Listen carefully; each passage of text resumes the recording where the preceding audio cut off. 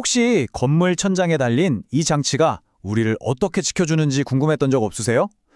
오늘은 되게 복잡해 보이지만 우리 안전에 정말 필수적인 스프링클러 설비의 기준 NFTC 103을 핵심만 쏙쏙 뽑아서 아주 쉽고 명확하게 파헤쳐 보겠습니다. 이거 딱 보면 와, 머리 아프죠? 괜찮습니다. 걱정 마세요.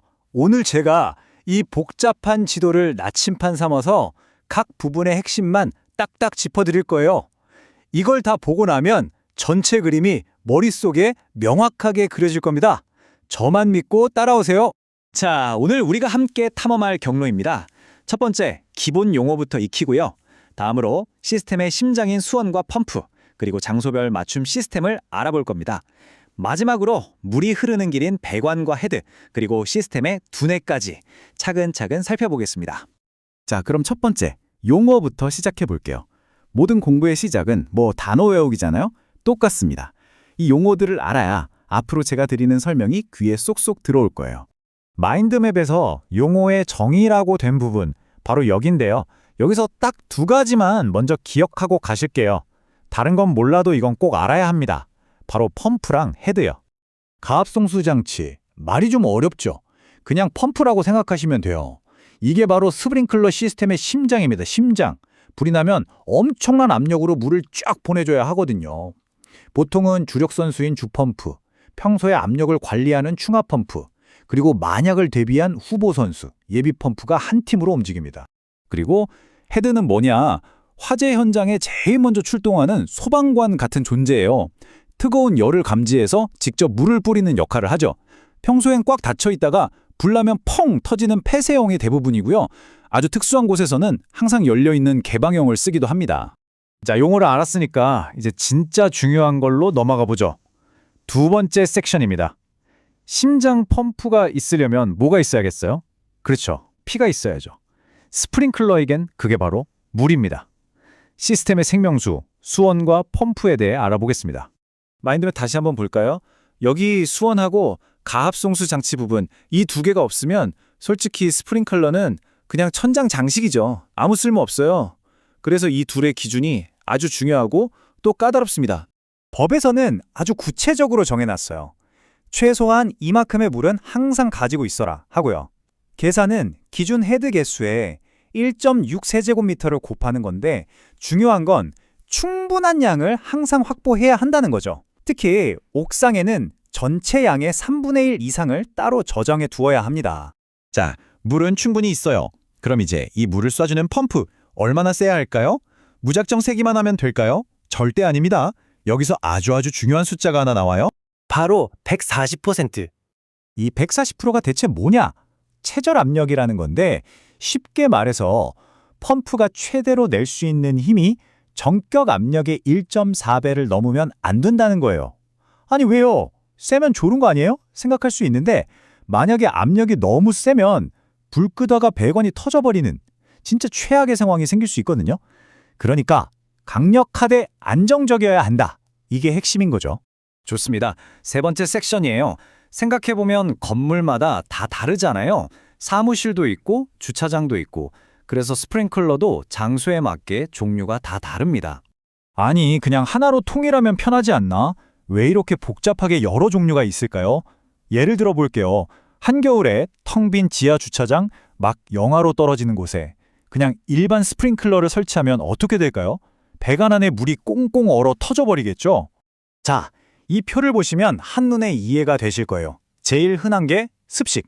배관에 항상 물이 꽉 차 있어서 불 나면 바로 쏴주는 거죠. 방금 말한 주차장처럼 얼 수 있는 곳엔 배관을 공기로 채워두는 건식을 쓰는 거고요.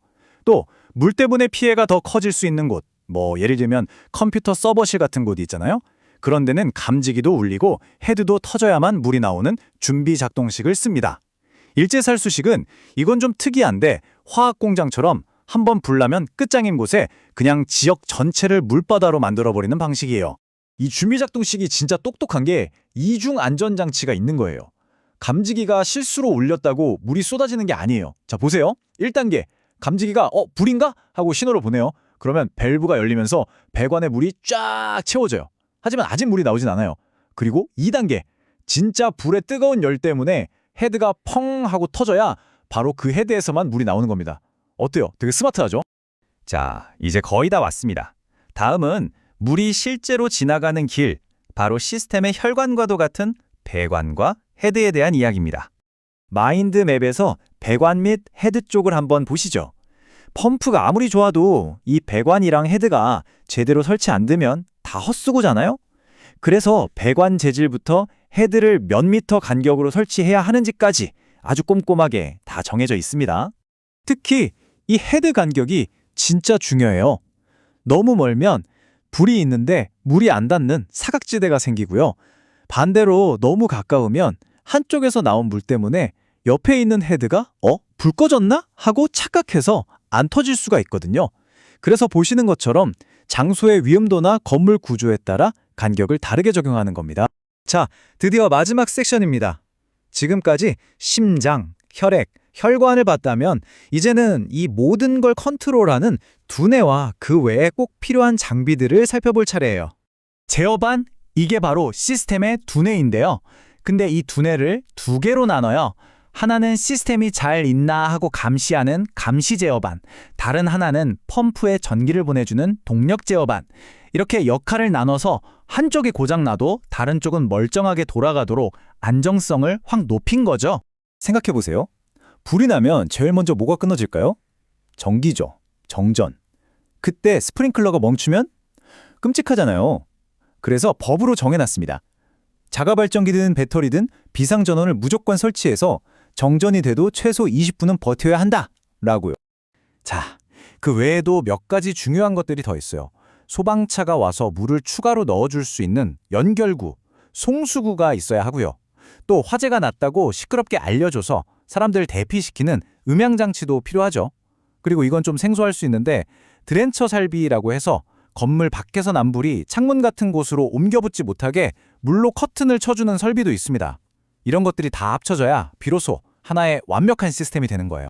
자, 이렇게 해서 스프링클러의 A부터 Z까지 핵심만 쭉 훑어봤습니다. 어떠세요? 이제 건물 천장에 달린 저 장치가 좀 다르게 보이지 않으세요? 오늘 우리가 함께 살펴본 이 기준들을 한번 떠올려 보세요. 그리고 스스로에게 질문을 던져보는 거죠. 지금 내가 있는 이 공간의 안전 시스템은 과연 이 시험을 통과할 수 있을까? 하고 말이죠.